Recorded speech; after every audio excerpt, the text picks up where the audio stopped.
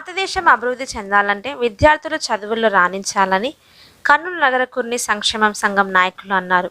Birla కాంపౌండ్లోని doctor Brahma Reddy సమావేశ మందిరంలో కర్నూలు నగర కుర్ని సంక్షేమం సంఘం 2025 క్యాలెండర్ను ఆ సంఘం రాష్ట్ర అధ్యక్షుడు నక్కలమెట్ట శ్రీనివాసుల ఆధ్వర్యంలో ఆవిష్కరించారు. ఈ సందర్భంగా ఆయన మాట్లాడుతూ కుర్ని కులస్తులు వారి పిల్లలను ఉన్నతంగా చదివించాలని కోరారు. చదువుతోనే అభివృద్ధి సాధ్యమని నక్కలమెట్ట శ్రీనివాసులు తెలిపారు. కుర్ని సంఘం జిల్లా అధ్యక్షుడు వాసుదేవయ్య మాట్లాడుతూ సమాజంలో అందరూ బాగుండాలని, అప్పుడే దేశం అభివృద్ధి చెందుతుందని తెలిపారు.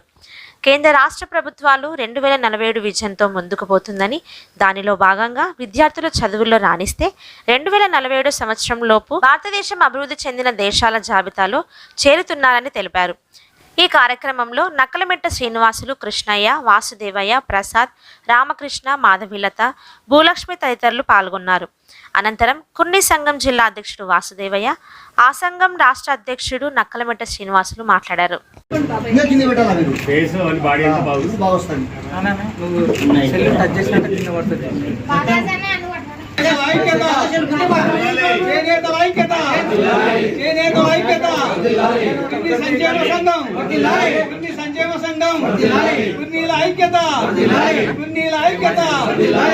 ఈరోజు ఈ క్యాలెండర్ రిలీజ్ సందర్భంగా ఒక విన్నపం ఏంటంటే, మన పిల్లవాళ్ళను బాగా చదివిద్దాము.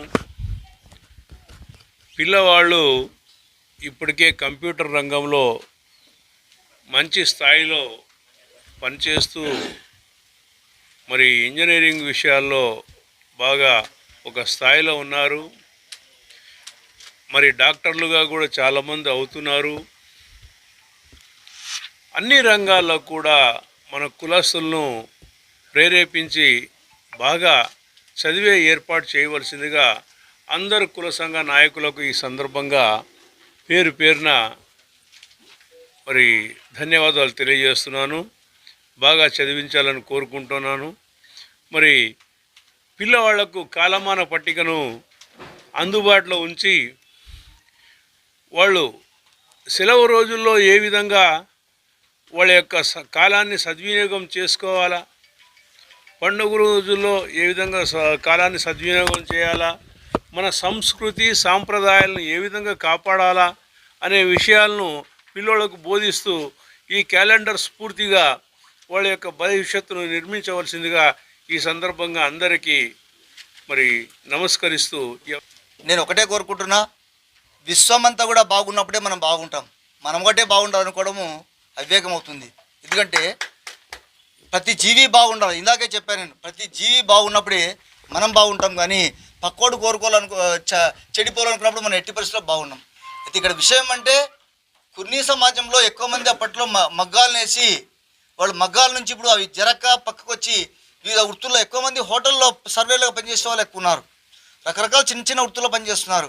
వాళ్ళంతా కూడా మన సార్ చెప్పినట్టుగా వాళ్ళ పిల్లల్ని బాగా చదివించుకున్నప్పుడు పిల్లలు ఉన్నత స్థితికి వస్తే వాళ్ళ యొక్క ఆర్థిక స్థితి కూడా పెరుగుతుంది. మన ప్రభుత్వం కూడా 2047 లోపల ప్రపంచంలోనే మన దేశం ముందుకు పోవాలనుకుంటున్నారు. ప్రపంచంలో ముందుకు పోవాలా, మన దేశం ముందు ఉండాలంటే మన పిల్లలు కూడా దాంట్లో ఉన్నారు. కాబట్టి ప్రతి ఒక్క పిల్లలు కుల మతాలకు అతీతంగా ప్రతి ఒక్క పిల్లలు బాగున్నప్పుడే మన యొక్క దేశం కూడా నంబర్ 1 స్థితికి వస్తుందని చెప్పేసి కోరుకుంటూ, ఈ సంవత్సరము ప్రతి మనిషి, ప్రతి వ్యక్తి, ప్రతి జీవి కూడా సుఖ సంతోషాలతో ఉండాలని చెప్పి ఆ భగవంతుడు ఆశీర్వదిస్తాను కోరుకుంటూ, నా పేరు వాసు.